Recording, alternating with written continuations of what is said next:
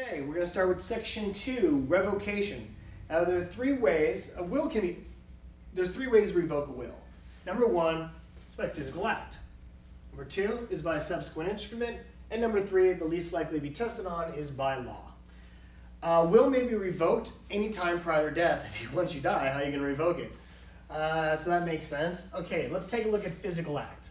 So revocation by physical act. You can burn it, light fire to it. You can tear it.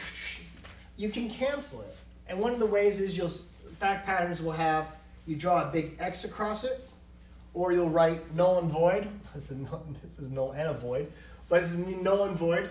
Obliterated. It reminds me of college for some reason. I don't know why. Destroyed. And of course, at any time, you have to have the intent to revoke the will.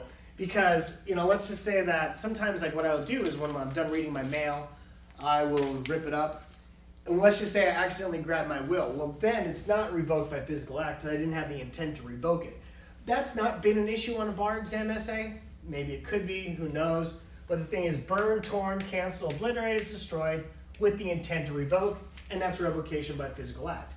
Now, if you're going to have someone else do it for you, why you would have someone else do it for you, I can't imagine a scenario. But just like how you have another person sign, remember we talked about the formally executed will, where if you're gonna have someone else sign your name because like you maybe have Parkinson's or some kind of disease like where you shake a lot.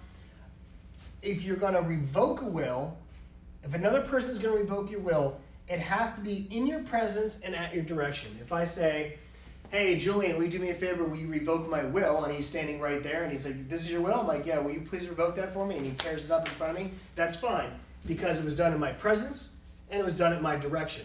A lot of the times in the bar exam, what will happen is the person will call their lawyer and tell their lawyer to rip it up, and the lawyer will rip it up. No, it's not in front of T's presence because it was on the phone. Why are they a stickler about that? It just is. So T's presence and T's directions. Also, let's just say you make a duplicate of your will. You have 2 copies of it. If you revoke one, it revokes both. So you don't have to go back and revoke both of them, because don't forget, if you revoke one, physical act, let's just say you rip it up, you obliterate it, destroy it, or whatever you want to call it, you tear it up, and you have the intent to do so, just because you didn't get to the second one, you have to assume the second will is likely going to be in a safe deposit box somewhere, like your lawyer's office or a close family member, and you're not able to reach them, but maybe it's a timing thing, and you just want to get rid of the will immediately. So if a will executed in duplicate, if you revoke one of the duplicates, that's fine. It revokes both of them. But they're the same exact will. It's just a copy of it. Okay, if you're going to make an increase, so let's just say that I give Barbara $10,000. And then for whatever reason, maybe she won't sleep with me. I want to give her less. So let's put it down. I give Barbara $8,000. That is not validly executed, because an increase needs to have the formal executions. And don't forget, for a holographic will, let's just say this was typewritten. I give Barbara $10,000. Let's say that was typewritten. And then I decide, you know what, for whatever reason, I don't like Barbara anymore. I cross out the $10,000, I write $8,000. For a holographic will, the material provisions, which means the beneficiary's names and the gift, has to be in writing. The only thing we have in writing is $8,000. Now, it's unlikely that Barbara would give herself less, so the unlikely fraud, but the thing is, that was a decrease. I give her $18,000. I totally messed up that example. So let's say I give her more. So when an increase, it needs to be formally executed. So the decrease would be fine. That's totally fine. The decrease is fine. And that's right, when I got to the logic, it didn't make any sense. But I increased the money, I give her now $18,000. That is not validly executed because obviously it's in my own handwriting. It's not formally executed. And because the only thing I wrote in my handwriting, don't forget, this is typewritten right here. We're going to go over an essay where that's actually on it, and it'll make more sense then. And I think the essay was July 2003, possibly February 2007, one of the two. I'll have to check. But when you do an increase, the increase needs to be formally executed. And if it's going to be in handwriting, you're going to need to have the names of the beneficiaries and the amounts of the gifts. Here we don't have a name, and therefore it's not going to be valid. Okay, so that has to do with revocation. Very simple. Revocation is very simple, and it's extremely heavily tested. Okay, subsequent instrument. Revocation by subsequent instrument. You could have expressly revoked. So let's say you have will 1, and then I execute will 2, and all will 2 says is that I expressly revoke will 1. Now I don't have a will. It goes by intestacy.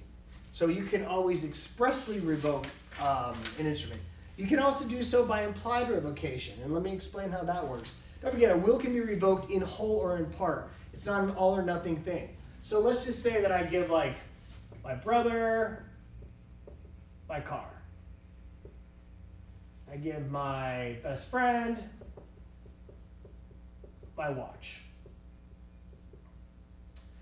And I give my dad my stocks. Okay, so that's my will. Now, I create a second will, and the second will says, I give, this is all validly executed, assume, I give Barbara, let's go back to her, Barbara my watch. Now, in this example, I don't expressly revoke the watch to my best friend, but because it's inconsistent and it contradicts this provision, I've now impliedly revoked the watch to my best friend because the gift to Barbara, which came after it, is inconsistent and it contradicts this part of it. So that's an implied revocation by subsequent instrument. So express is when you actually go out and expressly state, I revoke my first will for whatever reason, or I revoke this part of my first will. And implied revocation is when you just have an inconsistent gift, a later gift that's inconsistent. It happens all the time, and that's that. And finally, the last part is by law, you get a divorce. I mean, most people that are getting a divorce, I mean, could you imagine if you have everything in your will going to your wife and then you're getting a divorce? The last thing you're thinking about is making sure that she gets all your assets. You're thinking about murder at that point if you're going through a divorce. So by operation of law, if you get a divorce, even if you don't change your will and everything went to your former wife or your former spouse, however you want to put it, it's automatically going to be revoked by operation of law. And that's how simple revocation is.